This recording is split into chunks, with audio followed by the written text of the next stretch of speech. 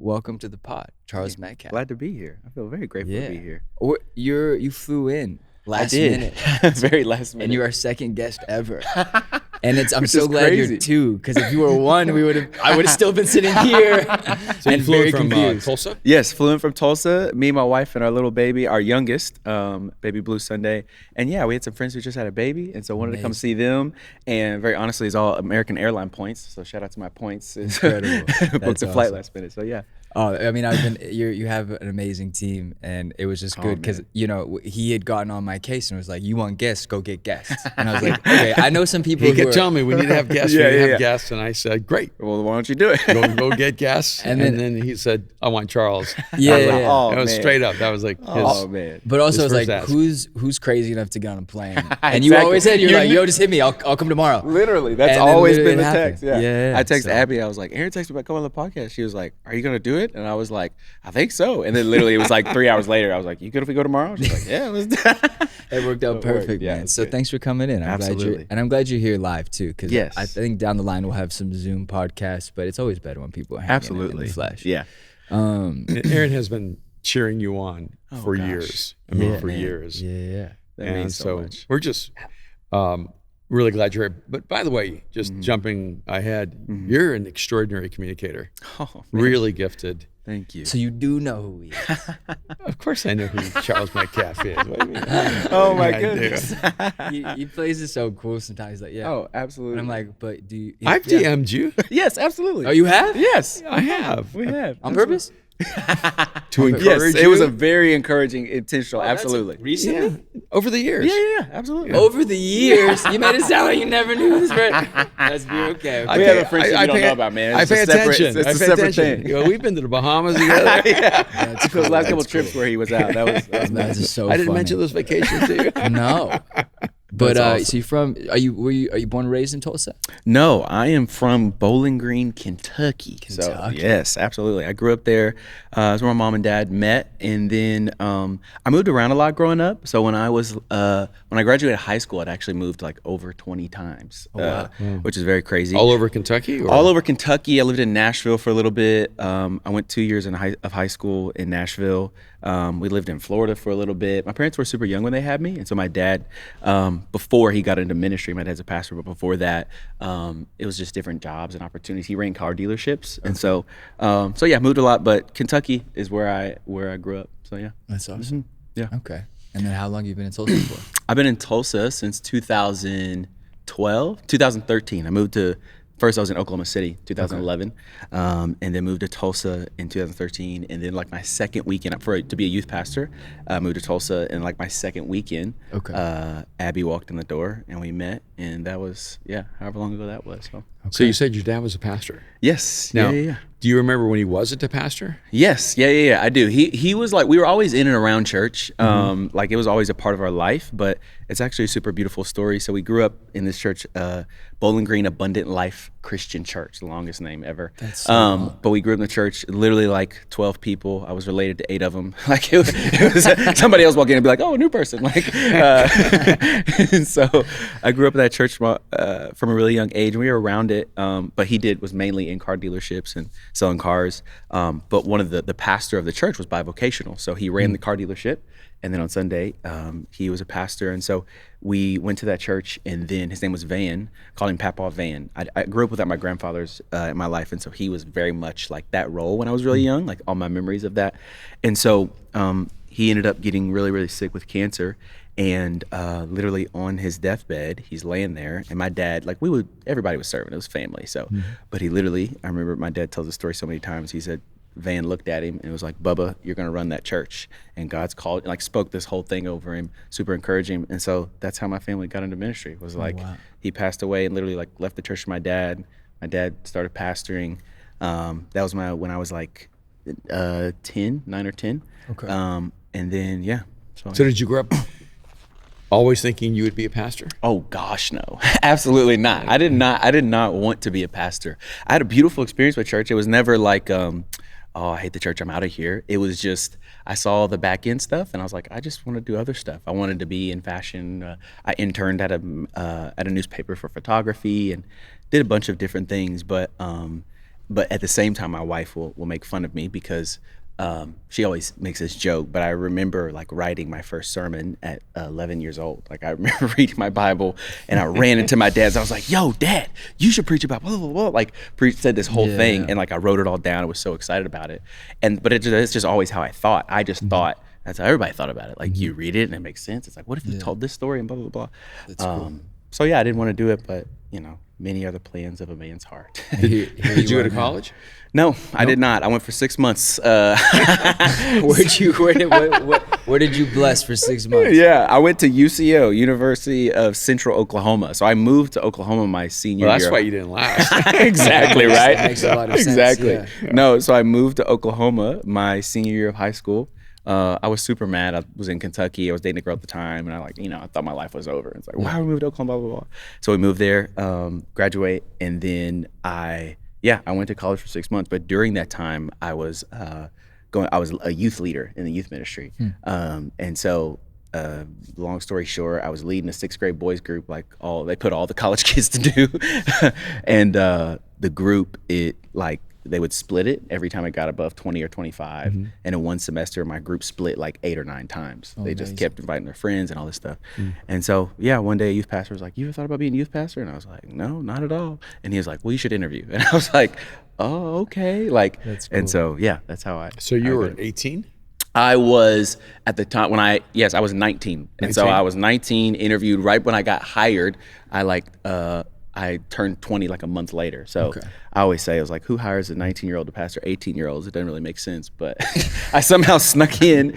And now it's crazy. I just turned 30, but I've been a pastor for 10 years, which is a crazy sentence to say. But that's great. You just turned 30. Well, happy birthday. Thank you. Welcome. You may not realize this, but you've been doing this pretty much all of your life. Amazing. I began by asking you, and you go, oh no. And I'm going, now we got to 30, and it's like, I've still been doing it. I'm doing it. When I asked you, have you always thought about being a pastor? You're like, no. I'm like, yes, you have. Actually, I don't know if you're self-aware, but you were 11 years old when you first started. Well, I think my disposition, that makes so much sense. My disposition always towards it wasn't something I did. It just always felt a part of who we were. Yeah. Like it didn't feel like a separate thing. The way I think that's one thing my parents did beautifully was church wasn't like we go to church on these days and then we do our family stuff these days. It was like, this is just who we are. And so ministry never felt like a role. It felt like just, this is what we do. And we have people in our home and all those things. And so the official title of pastor felt very different than just like, oh, we just live life and have people in our life and that's just what we do. So,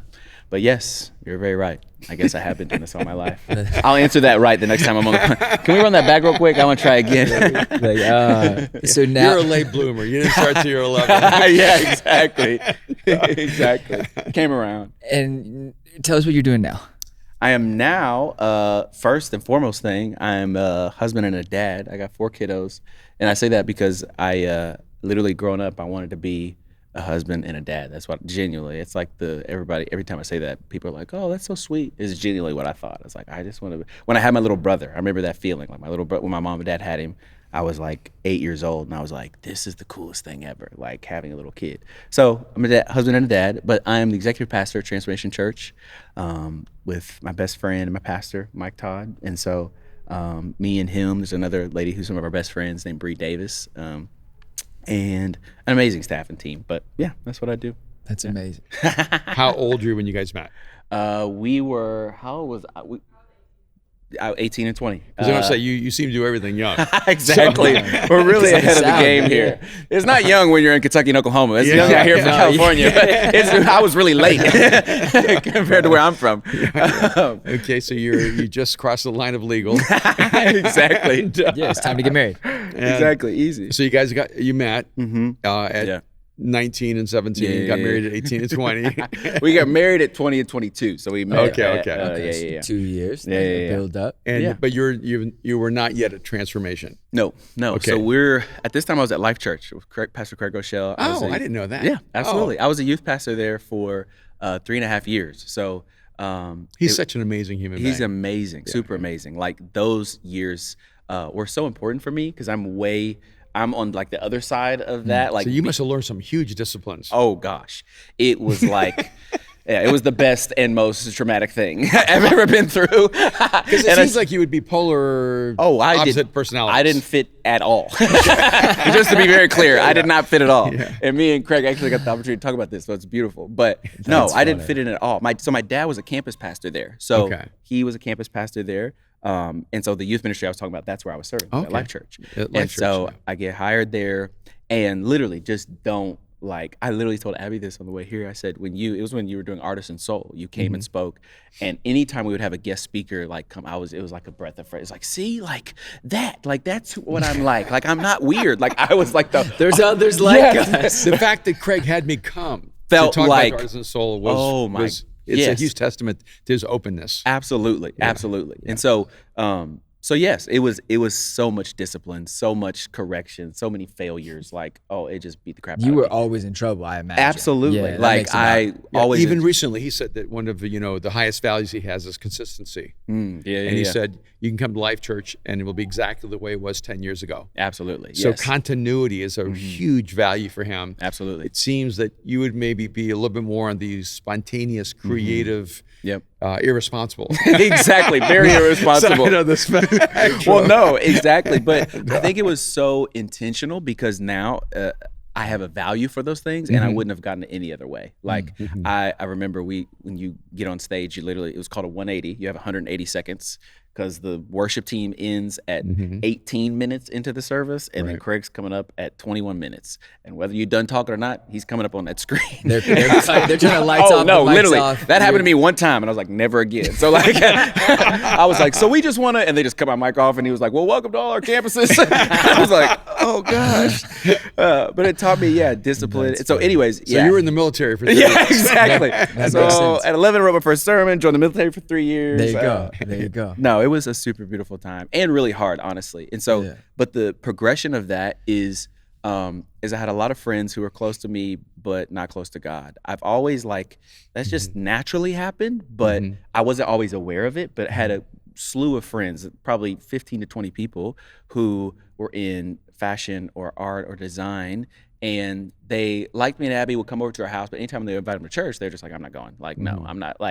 And a part of that was just comfort. Some of that was the continuity that for them felt a little robotic, and they're just like, And very honestly, because at 11, I didn't want to be a pastor. Once I did decide to do this, I felt like if I'm going to do this, it has to impact the people I love the most. I'm not going to do this and it not reach these people. If I'm really going to commit to this, it's got to make sense. So genuinely at 23, me and Abby, we were like, I think we want to start a church. I think we're going to start a church. And we were like, what? So we started talking about it. So I started having conversations with friends and different things.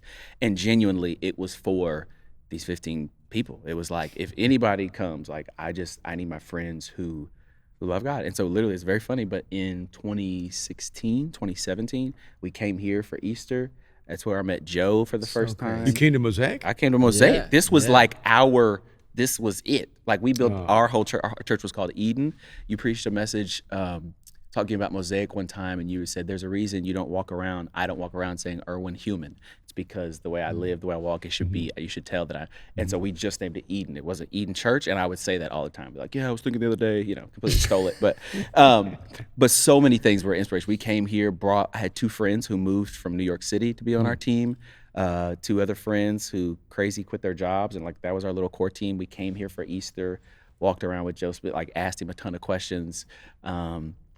And so, we did that. And then we started having once a month gatherings, and it was super crazy. Our first one, we thought we prepared for 30 or 40 people.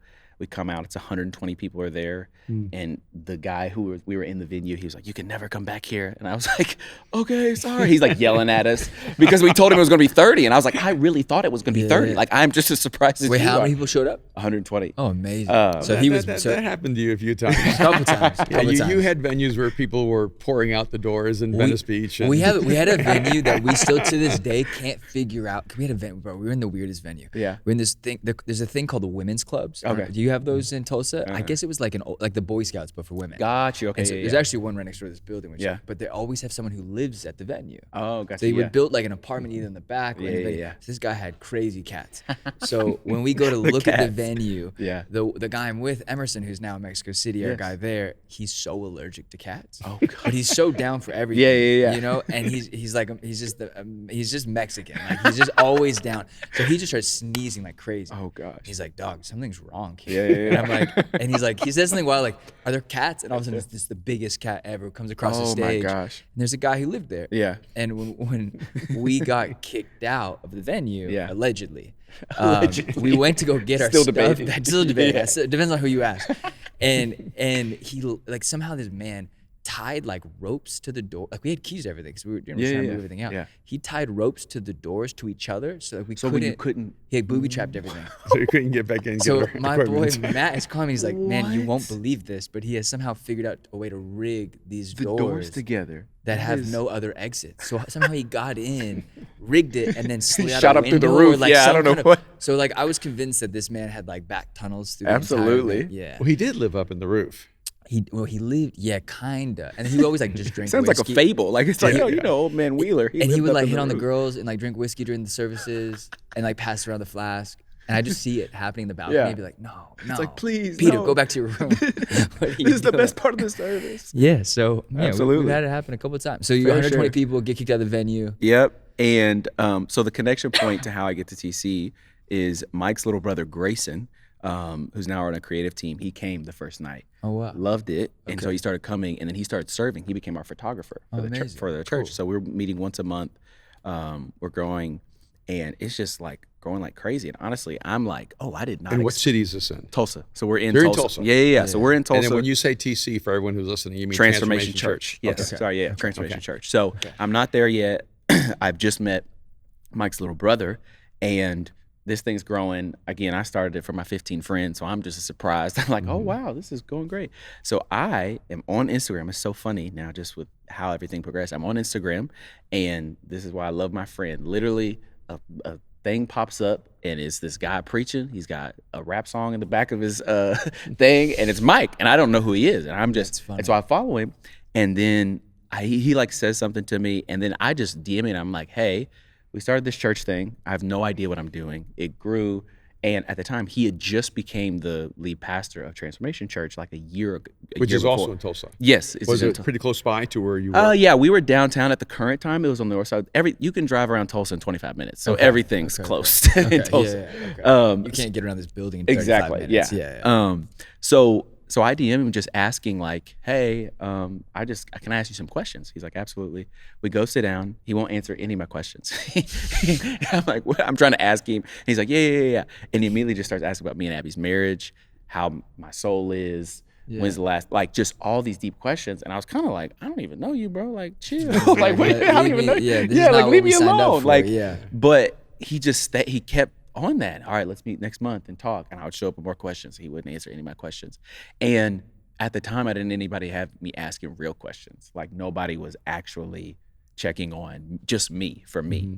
And that just stuck out to me. And so we fast forward, we're doing the church for like 8 months. We're in the launch phase of it. We've been meeting once a month. It's been growing. Signed a lease on a building that's downtown.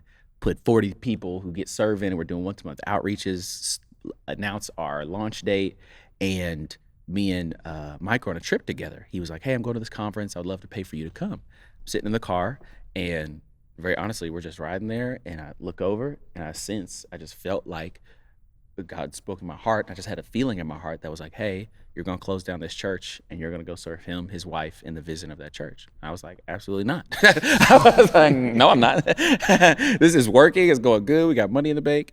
And I just couldn't shake it. Like I just knew with it. I knew exactly how I knew I was supposed to start it, that I was supposed to do this. And so long story short, I tell Abby, it's a beautiful moment where I tell her, I'm like bawling my eyes out. I'm like, we just started this thing and people have moved and given, but I feel like this is what God is saying, blah, blah, blah. And she says, right when I sat down, I felt like God put on my heart, hey, whatever he says, trust him, it's me. And so I'm like, so we have an event, invite everybody, I preach a sermon, and we say, hey, we're merging with Transformation Church. And at this time, it's not like Transformation Church. It was like 400 people in the hood. Like, it's not like, it wasn't, and I was just going to volunteer. Like, it wasn't like, oh, this is a, KD to the Warriors. It was like one junior team to the other junior team. Like, it was Steph Curry to Davidson. Exactly. And so that was our last service. It was so funny. My friend, one of the original friends I started the church for that I talked about in that group, he never would come. I was like, we started a whole church for you. You ain't gonna come? Like, I never said that, but that was in my heart. He came that last night, and he was like, wow, that was a really short church thing you started. And I was like, short church. Yeah. I was like, it wasn't supposed to go like this. Oh my God. So I just felt like a failure, all things. So I go, and I literally just go up to Transformation and start serving. Like, I just go up every single day, go to the creative meetings, sit in the room, ask questions, try to help. In 6 months, we served. And during the 6 months, it was so beautiful. The staff was like 8 or 9 people. Half of them were part-time. Church was 400 people. And this was before everything went crazy. And so it was such a beautiful time to build a relationship with me and Mike, the staff, and just to really like appreciate where we are. Because literally it would be 6 months later, Mike preaches a sermon. It goes viral on Twitter. And our church grew from, that next January grew. In January, it was like at maybe 700-800. By the summer, we were at 4,000. By the fall, we were at like 6,000, 5 services. It all like crazy. So that's insane. Yes, very crazy. But that was the long roundabout way. How that's amazing. Yeah, that's really. I remember I met Mike Todd at the back of GLS in Chicago, and I just met this random guy. Like I don't even remember honestly who it was that was like, Aaron, you should meet Mike. And like anyone who knows me, I don't want to meet anyone. I don't even want and it's not out of being rude. I'm not that social person. I love the internet. I love keeping people where they should be, on the other side at of a distance. And then I just really they connected us, and then I think it was like mid-session, so there wasn't really anyone around. And then all of a sudden this guy dips, and then just me and Mike. And Mike talked to me. I mean, it felt like forever. He has an incredible ability to make you feel really special. And you're right. He didn't answer any questions. He really didn't. But he did tell me it's a mark of greatness. He didn't answer questions. He got you don't you do it you don't answer any questions. You just give. Literally, he told our first guest, Jake, he goes, you don't have to answer anything. He goes, let me just tell you something. You don't have to answer anything. If you don't like the question, just answer the question you think they should have asked. And I literally am like, so what are you doing? He's like teaching our guests to like, he's like, don't do anything he wants you to do. No, he said, I've noticed you do that. Yeah. That is amazing. I think the question is a suggestion. At best, a recommendation. There you go. It really was. So anyways, back incredible. To me. I ended up talking to him for a long time. And then at the end, and I think the guy had kind of outed him a little bit, being like, hey, he has an incredible story, and he needs to tell you it. So he told me the story, and I really didn't know Transformation. I didn't really know him. And it was just such a beautiful story and a beautiful experience with a human being. And I remember telling you, I'm like, I met this guy named Mike Todd. He's like, yeah, Mike's huge. Like, everybody knows who Mike Todd is. You're the only person who doesn't know who Mike Todd is. You just found out. And I just found out. And I remember just being like, oh, he didn't. You meet guys. You meet guys in every facet of it. Whether it's actors, celebrities, people who are really successful at what they do, artists. He just never acted like anything else other than just a normal human being. And he had a backpack on. He asked me a dozen questions. And I was just like, what a wonderful human. And that's the beautiful thing I love about him. Like, as church has progressed and this crazy story has unfolded, he is the same person I went to coffee with as a 23-year-old church planner trying to figure out what I'm going to, like, it's the same way we talk. And so that's among anything that, it's really who he is. That's amazing. So now you're the executive. The executive pastor. So they put a creative as the executive. It's crazy. Well, it's because Mike's crazy. Like, you know what I'm saying? So it's the exact opposite of Life Church. Like, what exactly in the most beautiful way. Like, so I oversee our staff. We kind of have it split into 2 sections, but anything ministry, so any of our ministries, kids, small groups, all of that's outreach, all of that, and then any of our creative, our weekend experience, production, all of that stuff. And then there's kind of the business and HR side. My friend Bree, she oversees that side of everything. So nice. So you're just looking after people pretty much, and then making sure the staff goes in a direction. That's amazing. But you speak a lot. Yes. Yeah. So a crazy story. So the sermon that went viral on whatever, me and Mike wrote that sermon together. It was on our trip he was like, I got to do this sermon series, blah, blah, blah. I don't know what I'm going to preach. And when we were doing Eden, every month I would do a sermon out of Genesis. So I had all these sermons in Genesis, and I was like, yo, I got this idea, blah, blah, blah. So we write it together. So from that moment, every single week, me and him sermon prep together. So he'll text me, hey, here's an idea. Oh, what if we did this? So that just became a rhythm of what we do. That's very cool. And very early on, he was super trusting. Like I wasn't even on staff yet. I was like volunteering role there. And like after a month of being there, he's like, you're on preach on Sunday. And I was like, why am I? And my friend Bree, we're best friends now, she was like, I was so skeptical why he let you preach that Sunday. I would be too. So yeah, but it's cool. Super, super awesome. Yeah. All right. So maybe we'll focus a little bit on you as a communicator and a creative. Mm-hmm. If you had to filter through everything you have to talk about and everything you get to talk about. Yeah. What do you think your life message really is? Well, two things come up. I think the distilled is that you are created to be with God, not do for God. Mm-hmm. And I think that I did a series on it a little bit ago, but that reality has really challenged me. Like I grew up in church, grew up playing sports, and everything was about doing. Like it was like, do this, get better, all this stuff. And so very much that shaped my relationship with God. It was you read your Bible, you do these things, and even ministry was a sense of I'm gonna do this for God. And just realizing like, buddy, there's nothing you could do for God. Like you know what I'm saying? Your essence of why he made you is simply just to be with him. And out of your being flows the doing. So out of your simply just presence with him and just being who he created to be as you progress into even who that is as you grow and learn all those different things. So yeah, and from that is how you figure out what you're supposed to do and the roles you fill and how those things take you in a place. So that's what it is now. I think that flows into something me and Michael say all the time is we want to be a picture and permission for people. So when Virgil Abloh walked down the runway of Louis Vuitton, that picture was very much like a picture that gave people permission. It was a picture of like, okay, a black man being the creative director of Louis Vuitton men's, that's a picture that like we haven't seen before. And that picture adjusts my paradigm. And so, and then it gives me permission like, well, if he can do it, maybe I can do something like that. And so I grew up in church where there were only certain pictures. Like it was, this is who you are if you're a pastor. Even my journey at Life Church was trying to find a picture. You were like a picture of like, oh, like, well, all that stuff I feel on the inside of me isn't crazy, or I'm not completely outside of the box. And so now it's just trying to be what I feel like I needed at a younger age. It's just permission for people to like, hey, you can love God, love your wife, have 4 kids, be a dad, like all those things that didn't feel like they lined up for me. Through some really hard situations, I got to this reality of like, hey, there's nothing else you got to do for God. Like your primary role is to be with him, and out of being with him, he'll show you who you're supposed to be. He'll teach you how to be a dad. He'll show you how to be a husband. He'll help you lead this staff. Like, but your primary role is just to recognize his presence and your awareness of him. So, I think that's really beautiful. I know. I mean, we're generations apart, and my contemporaries were the Bill Hybels and Brian Houston and Rick Warrens. And it was as if I was from another planet. And I felt like early on, one of the things I realized is that I was giving artists and creatives and inventors and outliers permission to not just be pastors, but to actually have faith. And you do become a picture and permission for people. And it just, sometimes you're like, I wish I wasn't the only person in the picture. Absolutely. You know, and I wish somebody had given me permission. Absolutely. And I think that's a really important thing that you do. And one of the things I really discounted, because I'm an immigrant from El Salvador, but when I would speak at like the Global Leadership Summit, there would be Latins coming up crying, saying, we can't believe there was finally a Latin on this platform.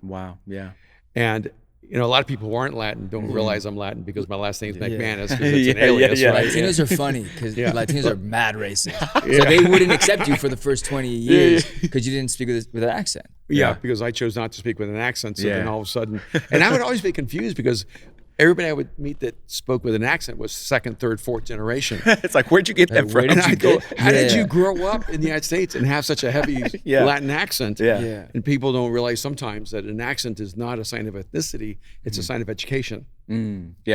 And the moment a Latino is educated, he's, quote, not Latin anymore. The moment a black man is educated, quote, he's not a black man anymore. That's really good. And you have to, and I remember I'd say to people, you don't understand. Like my grandfather was an economist, and he taught me how there was global migration, and he taught me continental drift, and taught me to play chess when I was 3 years old.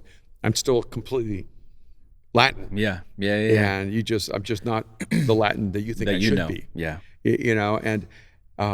And I chose not to speak with an accent. My mom has a heavy accent. And I would ask her, Mom, like my mom speaks a half a dozen languages. Oh, wow. She could speak without an accent if she wanted to. And I would ask her, why do you have an accent? She goes, it always worked to my advantage. But I have to say, like, my mom is a really beautiful woman. And so, she was one of those Pan Am stewardesses that dated the Kennedys. And so when you're beautiful and you have an accent, it's an advantage. But it isn't exotic. That becomes exotic. Exactly. But it's not always an advantage, right? And one of the things I love, and when Aaron first, brought you into like my space, we were like, hey, Dad, you need to pay attention to this guy. Oh, man. And Charles is that I was watching going, oh, here's a person who is redefining what it means to be a leader, what it redefines to be a pastor, bringing creativity and artistry and imagination, and keeping yourself. Because it's really easy to give up on being yourself. Absolutely. So that you can have a more rapid acceptance. I do think that one of the great advantages of this moment you live in is that people are thirsty. I mean, they're desperate for people who are deeply spiritual, who don't feel like they've been institutionalized, who don't feel like they'd be working at IBM, and who feel like it's, Picasso has found Jesus, absolutely, or Bansky has found faith, and that to me is really exciting. Absolutely, I know one of the great challenges both for Aaron and Mariah is that they're both very eccentric, and not quite as eccentric as you two, but we're eccentric. Mariah might be, what's like Aaron is very minimal in terms of his fashion. He's influenced more by, I think, Japanese and Scandinavian fashion. But he's very eccentric in the way he sees the world. And I think that's where people get caught off guard. And I didn't want them to be expected. I want them to be their unexpected selves. Absolutely. And so I'd love to maybe get in your head about how you form a talk, because Aaron's always asking me. Oh gosh. Well, I used to. 10 years ago, I was asking, and this is kind of how we got into this situation of like the art of communication and the arena and all these different things that we do. But I think it's really important for people to understand your process and the lack thereof. But in and of itself, it's like you don't ask like an artist, why he mixes paints the way he mixes them. He just does them, and it's second nature. For you, it's very much your process was very much your life. Your life was your process, and I understood that. And I think it's really important for other people to understand that. But for you, what would you say your process is in communication? But even before that, I want to ask this: do you feel like an outlier in Tulsa? Not as much as I did. I think that sense will always be in me. I felt that way since I was 4 years old. I've never felt like, part of that was my just background. My dad's black, my mom's white. So I went to some schools where I was the black kid, and other schools I was the white kid. So it was just like never the it was norm. just and so that dichotomy was super young. But way more so than I do. And I think I found my people at Transformation and Mike and some friends that feel like, and then very honestly, I think I've just accepted my role and what I'm supposed to be. Like, it's like, I wasn't made to fit in. So to continue to look for that is to continue to create frustration that you can't control. So, to suffer. So process and communication, talk to us about it. Oh, goodness. Well, ever since I was 11, no, I'm joking. Well, no, at 4, you already went back to 4. I'm going, you're going to have prenatal memories. Not when you had your first identity crisis. Yeah, exactly, right. I was 7 months in the womb, and I was like, going, get me out of here. Yes. That is so funny. No, I don't know. I think it has grown and progressed. The basis of it is watching my dad preach. So I grew up from a young age seeing him on Saturday night in his Bible, reading. And then I grew up living life with my dad and then seeing how stories from our life ended up in the sermon on Sunday. Yeah, so that's that good. way, I'm sure you did. Like, it was like yeah. Charles the other day, and it's like, wait, what is he about to say? It starts getting real meta. And I'm like, if I make this choice, this ends up on Sunday. If I make this choice, I go unknown. Perfect. Exactly. We won't be talking about Aaron this month. Yeah, exactly. You'll be reading about it. You really got to commit. We're like, I got to not go to jail, but I got to get out of the Sunday parameters. This got to be rated R, very not fine PG. window that you have. So I think that process again made it it was natural to me. It was like it was our life. It wasn't this special thing you do that's like, oh. And my dad didn't go to like college or seminary or things like that. And so it always felt very just free and an overflow of who he was. So I had that very much as a foundation. And then another thing at Life Church that I like, Life Church, it's funny because I've been doing this for a while, but I didn't develop my process that was genuine to me until even I would say recently, of like knowing, being able to articulate it, because at Life Church it was very much like, I don't care what your process is, here's what you're gonna say. Like here's your book, and that taught me scripting and timing and pace and tone and inflect. So there's a lot of those disciplines that came through the structure of that. Coming out of that, I think for me, the baseline was always just an overflow of just life and my friendships. That baseline of friends that I had. I go to coffee with my friend Nate, and he's like, man, I feel like 1, 2, 3, 4, 5. And my disposition every time I've preached, and I've always had this, and it was funny, it was my friend Nate who beautifully, after 6 years of friendship, ended up coming to Jesus and gave his life to Christ. A beautiful story. But my sermons have always been based out of a friend I had that doesn't know God, and if they heard this one, would this be the one that would maybe give them that entrance? My favorite communicators, without exception, are people who have friends that don't believe in God. That people who are outside of faith, because there's something a little more nuanced. Because they know that person's listening, and it really shapes the way you say something. You can always tell when a speaker in the Christian faith doesn't actually have non-Christian friends. Absolutely. By the way they communicate. Well, because it doesn't cost you anything up there.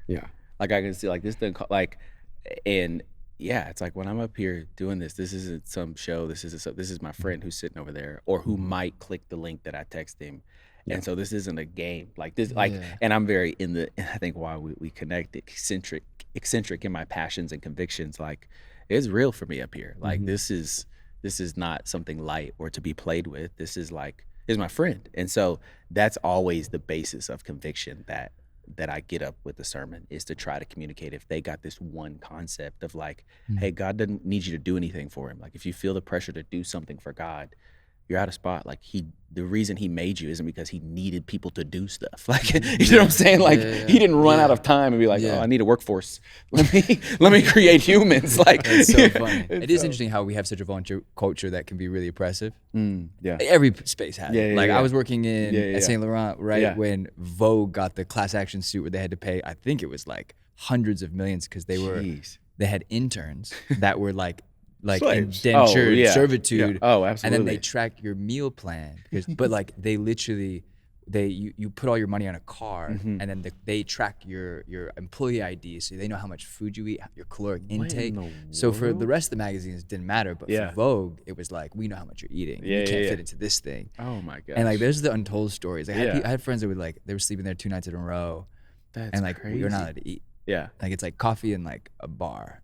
And it's like, it's just crazy stuff. But anyway. No, I think this is important to keep in, because I think sometimes that's the tension in the church, is we're trying to say to people, it's not what you do, it's who you are in relationship.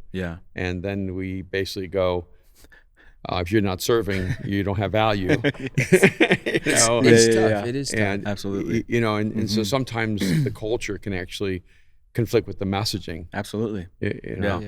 But But I want to flip that around and go, but to for a long time I was a volunteer. Yeah. And I volunteered I just loved it. Yeah.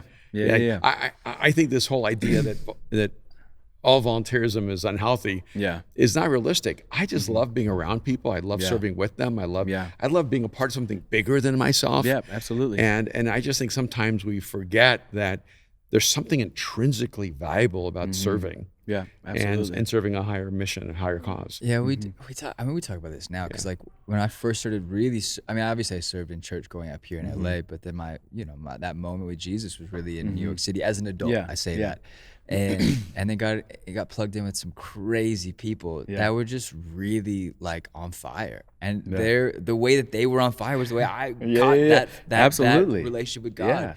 And I laugh about it now because I'm still friends with a lot of the guys that served close, and we laugh because we're like, we were the idiots that picked up the phone. Like no one was. People could only make you do so much. They can only call you to do it. Right. And we would still pick up the phone and run around at 2 a.m. and help and do things, and we were having the best time ever. Absolutely. And so it's like it's so easy to look back at things negatively, right? From a perspective of exhaustion. But I'm like, I don't know.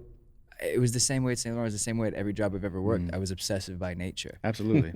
And I found obsessive people. Yeah, absolutely. And then we grinded. Yeah. And then if I wanted less, I would have worked somewhere else. Yeah, absolutely. And so I do think it is that fine line of like, you can't do anything to earn that love, but like, but we try. Yeah, absolutely.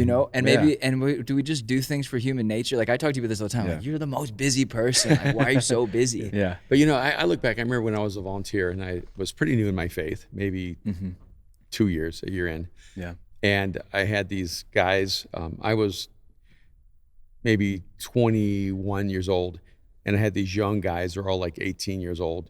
And the only time they could all meet was at around 1 a.m. On a Friday night. Yeah. And so I would open up this little storefront in downtown Orlando, and I would meet with them and invest in their life from like midnight to 2:30 in the morning, 3 in the morning. Yeah. And we all agreed. And like all those guys ended up becoming like doctors and attorneys and most of them invested their life in some way in serving the world. Yeah. Yeah. But it was like, I let them pick the time. So it wasn't like me going, hey, you got to be there at midnight. I literally said, hey, let's do this together, the 12 of us. Yeah, absolutely. And I'm going to invest in you, but all of you have to show up. And that was the only time with all their jobs and everything else they were doing. And I never thought I'm being overworked or they're taking advantage of me as a volunteer. I chose that. Yeah, absolutely. And so I don't have any period of my life where I was a volunteer that I regret. It's true. No, I only regret working for them. Sometimes working for them is different. Sometimes it's better. Sometimes it is better to volunteer. Absolutely. Then you have that shift. But I was reading your new book. This is a plug, but also I was actually reading it. I think it was my new book, Mind Shift. Your new book, Mind Shift. Which do you like to read? Yeah. We got to get you one of the new books somewhere. I would love we have that. one floating around. Yeah. But you talk about it in a chapter. They won't get it until you do it.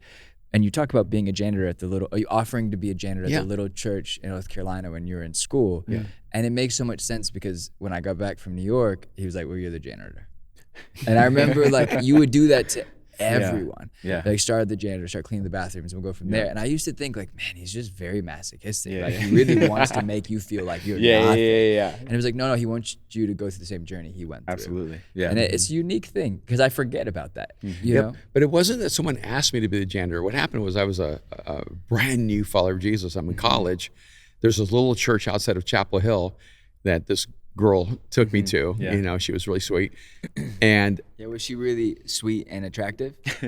Because I feel she like just happened to be attractive. Sweet primarily, secondary. Yes. Okay. But it was kind of a country church, and I'm a city guy. Okay. Yeah. But I went. Mean, it's country now. Yeah. Last year I could not, and he was like, "Oh, there's so many people around here." And I'm like, "But country, like they owned horses." Okay. Yeah. And around the there, church did, or the people did? People. The horses owned horses. No, the people who went to church owned horses, and ranches, stuff like that. Yeah. And so I went up to the pastor because I was brand new, and I said, "Hey, I'm going home for the summer, but when I come back in the fall, I'd love to volunteer, but you're janitor." And so I volunteered to be the church's janitor. I didn't know how churches worked. I had no idea. Yeah. And he goes, well, just give me your information. So I gave him my information. At the end of the summer, he sends me, I get a letter in the mail because it was back with letters. And he said, I'm so sorry that you volunteered to be our janitor, but we have a janitor and we already pay someone. And I thought, can't even be the volunteer janitor. Got denied to be the janitor. That's a tough. And then as I kept reading down, he goes, but what I would like is the first Sunday you're back, we'd like for you to share your story for about 5 minutes of how you found faith. And then the next week, I want you to give a message. This man didn't know me from Adam. Oh my God. He only met me the moment I volunteered to be a janitor, but somehow something impressed him that he thought, if this guy's willing to be the janitor of the church, I want him to speak. Yeah, absolutely. That's actually how I began speaking. Was by volunteering to be a janitor. And I just think that, it's that posture. That, and unfortunately, if you force one to be a janitor, it doesn't create the posture. It doesn't create resentment. He's like, you to the bathroom. And then when we rented the nightclub that Prince owned, and that was one nasty joint. I mean, that was like, that was like my childhood mememories of church were like picking up heroin needles. Yeah, it was pretty bad. There's like there were needles everywhere. There were mattresses on the stages. The bathrooms were overflowing from vomit, and our volunteers, we'd come in and spend a half a day cleaning that place up so that people would have one experience there on Sunday nights. If we hadn't had volunteers who were so committed to all their friends who did not believe in God, that knew they would never walk into a church. Believe me, it would have been so much nicer. In fact, one of the guys said, if it isn't sticky, it isn't church. Because our shoes go, as we walk. Absolutely. I remember. Yeah, it was pretty bad. Absolutely. It was gross. And yet you actually loved that season of your life. No, I did. I mean, as a kid, I grew up being like, I loved it. I loved it. We would go places like churches where it smelled good. I'd be like, how? It's like, what are they doing? This isn't real. This isn't real. What happened here last night? Nothing. But it would drive his mom crazy because he'd say, hey, Mom, we're going to the club. And she'd go, you're going to church. But I'm going to the club. He's 11. And he's going to the club. That's amazing. I think context affects communication.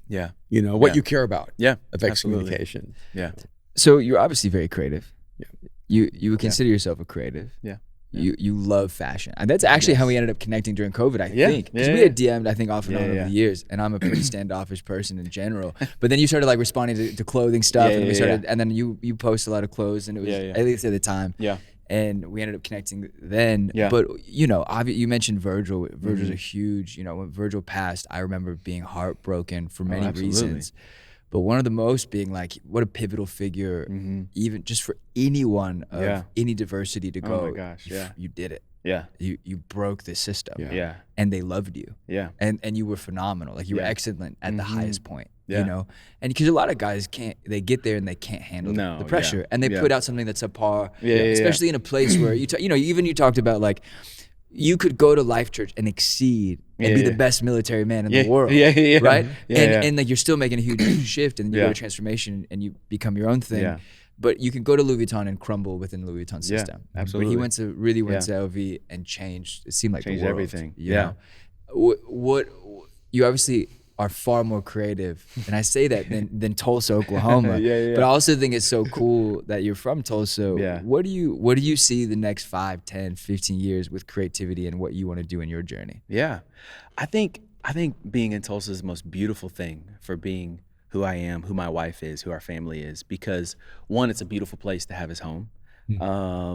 I remember when we were a trip a little bit ago, and y'all were like, y'all bought your house for what? And I was like, oh yeah, we built the whole thing, picked it out, everything. Like here we'd be living in a box. So there's some practical advantages. Our mortgage is dramatically different. Absolutely. Especially considering size. My house is the size of the stage and about the same price. So absolutely. So no, but I think it's another thing. It's another form of a picture and permission. Like it was, for me, I felt like, oh, you got to live in LA and you got to live in New York to be whatever, fill in the blank. And at some point, it just felt like, well, I'm going to be who I am. And this is where home is. This is where my wife is. My wife was born and raised there. This is where our family is. And so I think it's a beautiful thing because anywhere we go, it's like, where are you guys from? It's like Oklahoma. It's like, when are you moving? And I was like, oh, I don't Yeah. like, you know what I'm saying? I It's try like, to explain you to people, and then they're like, where's you from? Tulsa. And they're like, nah. And I'm like, no, but look at him. Look at him. Like he's from here. Yes, absolutely. But you're kind of like that. Yeah. You came from South Dallas, like the place before LA. Like you did not fit that world. How do you look at what? Sorry, I just never fit into any world. Well, that's what I was going to say. Once you decide, this is like a funny way to say it, but once you decide and realize you're an alien, it don't matter where you move. Like it's like I don't feel like coming to LA. I don't feel like, oh, I fit in here way more than I do in Tulsa, because there are parts of Tulsa that are like me. And going to New York, I don't feel like, oh, this would be where it is. It's like, no, because there's parts of me that like love sitting in my house and being able to drive 20 minutes. Like there's parts of Tulsa that it's like, I'm never going to get that anywhere else. I feel like once you accept that, like, oh, I just don't fit on a baseline level. So my location doesn't determine my. Well, the world's changed, and you can influence the world from almost anywhere if you do things better than everyone else. Yeah. If you aspire toward greatness and creativity and allow your genius to emerge, you can make Tulsa an epicenter. Mm-hmm.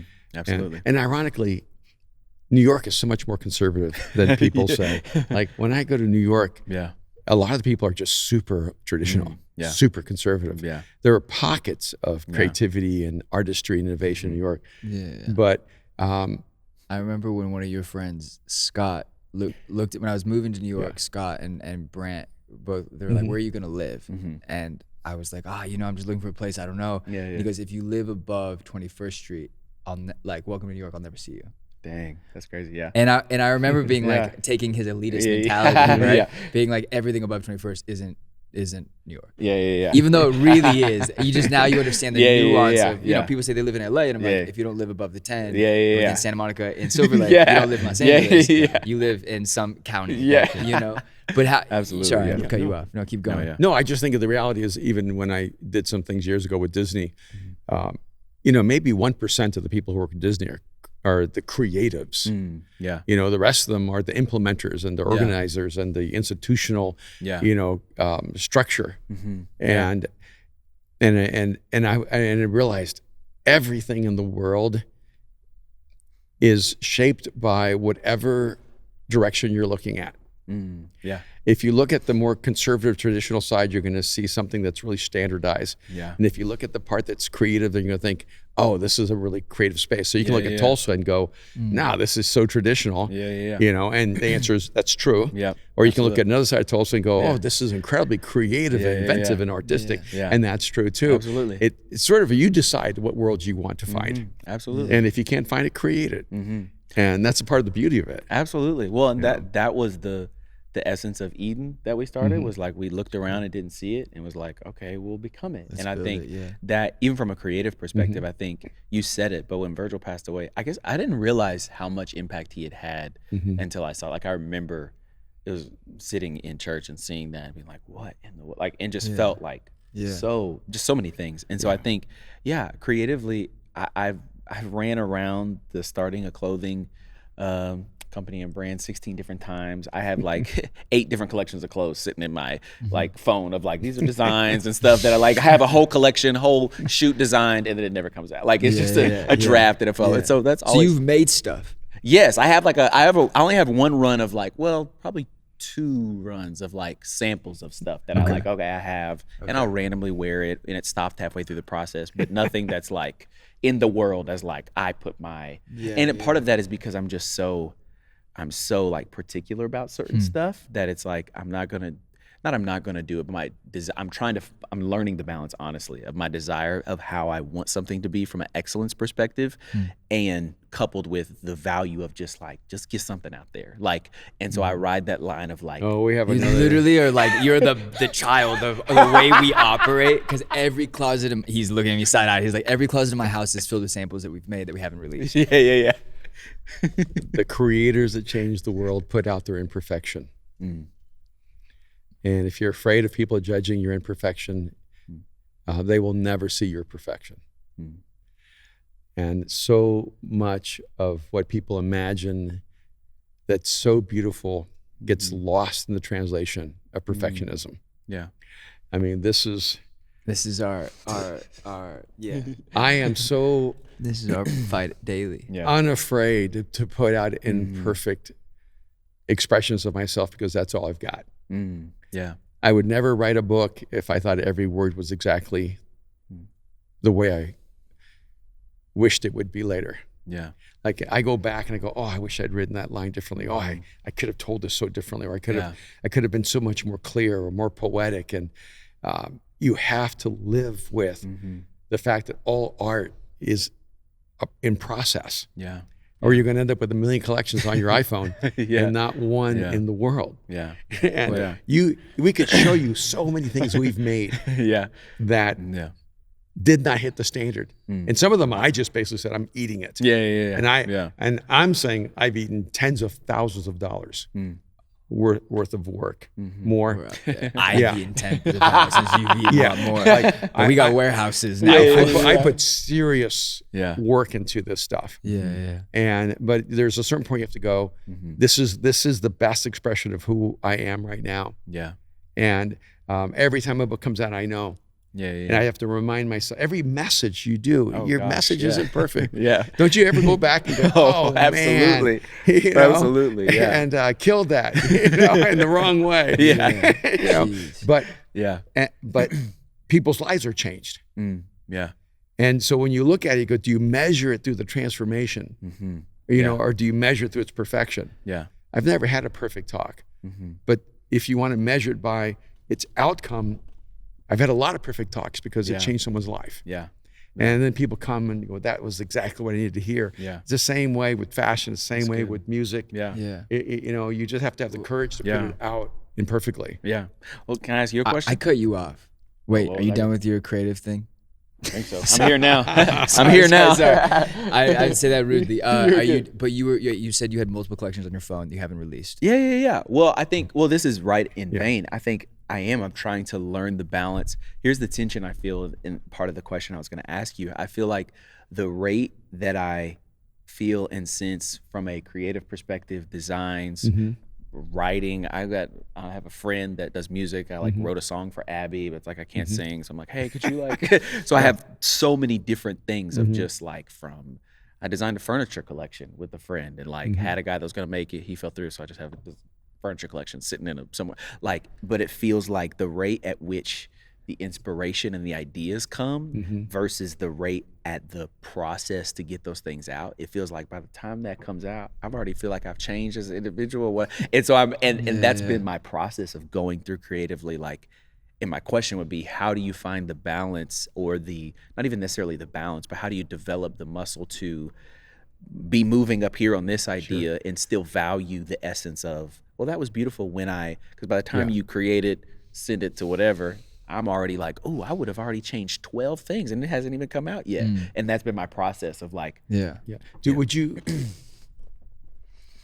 rather be remembered as a creative or a genius? Yeah, genius for sure. All right. What you're describing is the process of a creative, which is the first half. The process of your genius is the second half. Because the genius is when you capture the creative and you translate it into reality. So I'm going to give you a contract that's going to give you nightmares. Okay. And I'm so glad you're not me now. I love this, having another person. I'm like, this isn't about me anymore. Charles, you are a highly creative person, and your genius is waiting for you. Because your genius is on the other side of execution. Like Picasso was creative, but because he translated on the canvas, that's where his genius was revealed. Yeah. I mean, Bobby Fischer was creative and inventive on a board, but it's when he executed it that you saw his genius. And it's the same way even in your messaging. Like when you give yourself to be a world-class communicator, you don't have to say it to the world, but you own it personally. You go, I'm going to aspire and work toward being the best in the world. Your communication, your preaching doesn't get better because you wrote a better sermon. it gets better because you took what you wrote and you translated it into an imperfect act, which is a sermon. Yeah. A couple of weeks ago, I had a talk, I think called Singularity. And I started thinking about the concept of the singularity in terms of human evolution. And I remember before the talk, when I gave it the first time, I said, my problem is I have an idea that deserves what I'm not capable of giving yet. Yeah, that's what I feel. And and so I'm serving an idea, and I realize that I'm doing it a disservice. But no one else in the world is going to give this talk. So I'm going to give it in the inadequacy of who I am. Yeah. And then in those moments, you get that translation of spark of genius. Yeah. That makes sense? Yeah, absolutely. Yeah. And so what I would say is, I have a friend named Mako Fujimura who is a painter, and his paintings I sell for probably 6-7 figures now. He's a Japanese painter and uses rare minerals from Japan and even rare parchment. Wow. And that is made by hand. Wow. That once these elderly Japanese men die, that parchment will no longer exist because that craft wasn't passed on. And I asked him, I said, how do you resolve the fact that there was a time you couldn't give a painting away? And there was a time when you could sell paintings maybe for $50 or $100 or whatever it was. Yeah. And now your paintings are in museums across the world and they're priceless. Yeah. And he said, I accept that that was the truest expression of where I was. Yeah. And he said, and I think my greatest work was early on. And it caught me off guard. Yeah. And so what he's actually saying is that the people who paid less probably have some of his greatest work because it was the most true and honest. Yeah. Yeah. And I don't know if we're allowed to say this, but like, obviously one of my favorite designers in the world would be Jerry Lorenzo, absolutely. and he's a deep personal friend and I love him and I get the privilege of working with him and coaching him. But early on, like his shoes are really uncomfortable. I'm making no comments about this. Right. I appreciate it. You ever wear some of the shoes? I have some of the shoes, yeah. And were they a little bit uncomfortable? I don't think I had the real shoes at that stage. And those, I had a pair, but I knew why mine was uncomfortable because he didn't make them. At the time, those were coming out. Dang. The way my bank account was set up was not too. That's funny. That's really funny.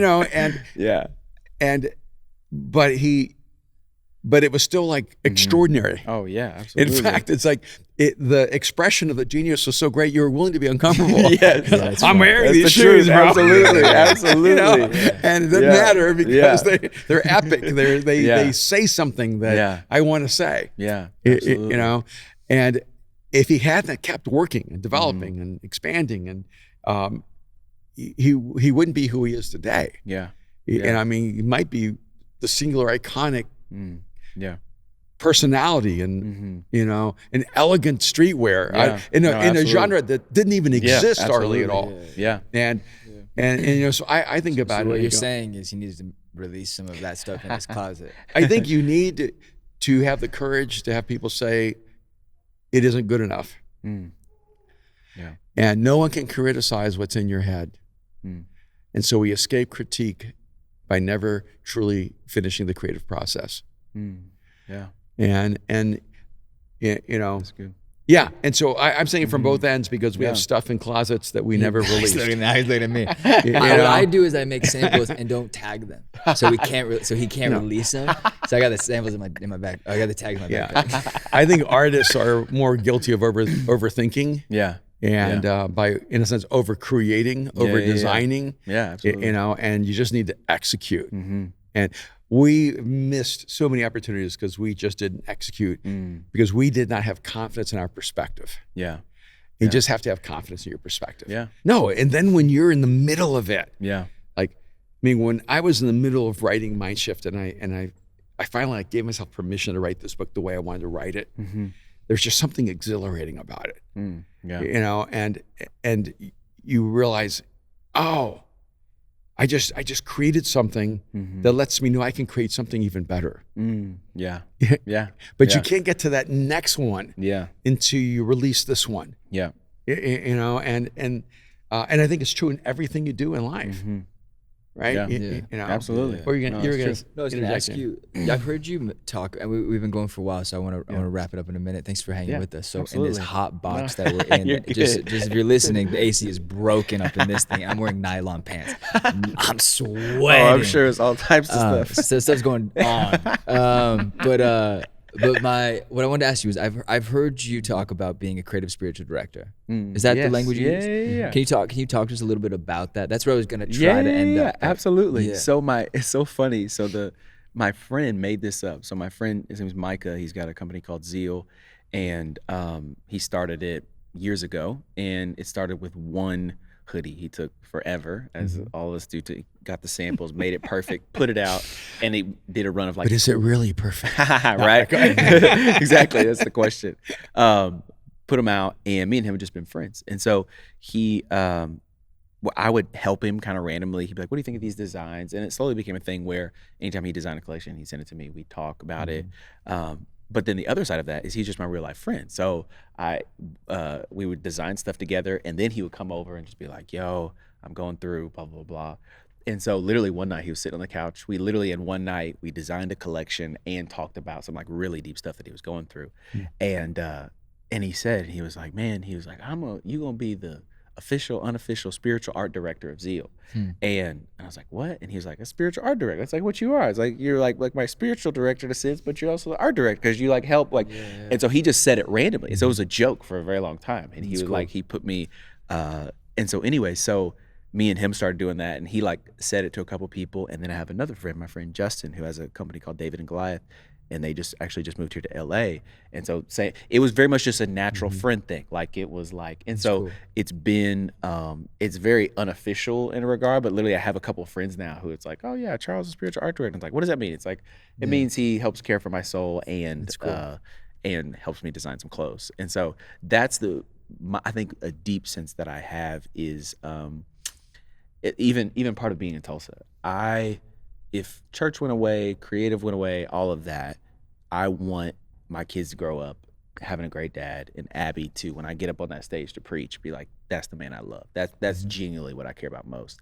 And I think a lot of creatives, the pace and all of these different ancillary things that are still in the journey of figuring out some of those things, they ruin what matters most. It's like on the external, you have all these beautiful creations and things, but your soul is just bankrupt. And so I think that's a lot of the stewardship that I feel for a lot of my friends is just the pace of creating. It becomes, oh, now you are what you created. And there's always going to be an element of that just because we pour ourselves into things like that. But learning how to have a sense of a sure foundation of who you are before that.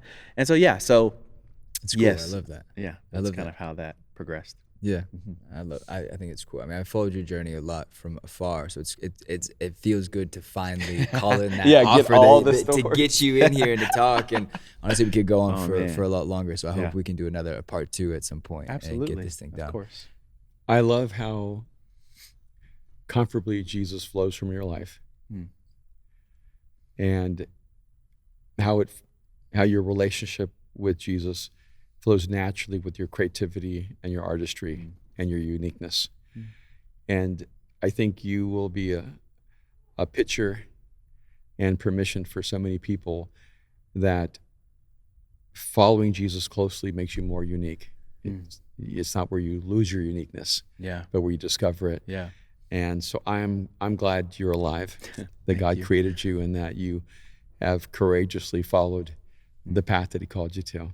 And we're really honored to have you. Oh, thank you so much. Yeah, honestly, thank you so much for doing this. It's honestly such a great honor. I'm giddy as a friend, but I remember we went to a breakfast. I remember calling my dad after we went to Great White in Venice.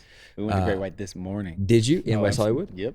No, not West Hollywood, in Venice. Oh, nice. Yeah, you got to check out the West Hollywood one. I actually ran into the owner's become a good friend. Oh, okay. Awesome. He's awesome. Okay. We do Pilates together sometimes. Okay. But we go to the same coffee shop, Community Goods, and we run into each other a lot. And but no, I remember calling him being like, hey, he's one of us. And he was like, well, why? And I was like, because he didn't spend the whole time trying to convince me he was great. He actually told me all the bad things about himself. Yeah. And I remember at one point you were like, hey, by the way, like these are all the things I'm imperfect. Yeah. And you just understand that like one thing I appreciate about you is just your ability to be comfortable with your imperfections and your humanity. Yeah. That's something that really resonates with me because you have been. I caught up to you when you were 35. I guess when we became friends when I was more cognitive at 40, and you were already such an elite human being. To experience humanity with you has been different, and then to have people who have also been in your journey has been really special. So thank you for doing this, man. Absolutely, thank y'all. Like, and I gotta say that because I remember it would have been like right over here, sitting here, Easter, whatever year that was. So crazy. And after reading your books, you come to Life Church, all those different things. I was sitting in there like, oh my gosh, this is crazy. And just from so many of those, I was telling Abby, I was like, I remember listening to a sermon he preached on fractals, and thinking, what? I don't know what he's talking about, but I'm here for it. Fractals is you the remember message. The fractals? That's the message. That's the one that like that was Good Friday. That was Good Friday. There you go. Yeah, so I remember that. There have been so many moments like that were just like, what in the world? It really was. It was the permission part of it. And so it's really cool. Yeah, I'm very grateful. Well, even though this is your first time with us, you're definitely one of us. Yeah. I love it, man. We got to come back. Yeah. Sweet. We can't announce your clothing company because it hasn't come out yet. So, but I guess we'll next time we come shout back. out to you and your family. So thank you so much for coming. Absolutely. And then if you're listening, check out Mindshift. It has now been out for 3 or 4 days, and so this is the big release week. And this episode comes out the starting day of our Arena Live in Los Angeles conference, which is our first business conference. That's a big deal. So if you're not, so excited. If you're listening to this, you missed it. Next year, we'll see you next year. All right. Thank you guys so much. Thank you guys. Okay, that's it.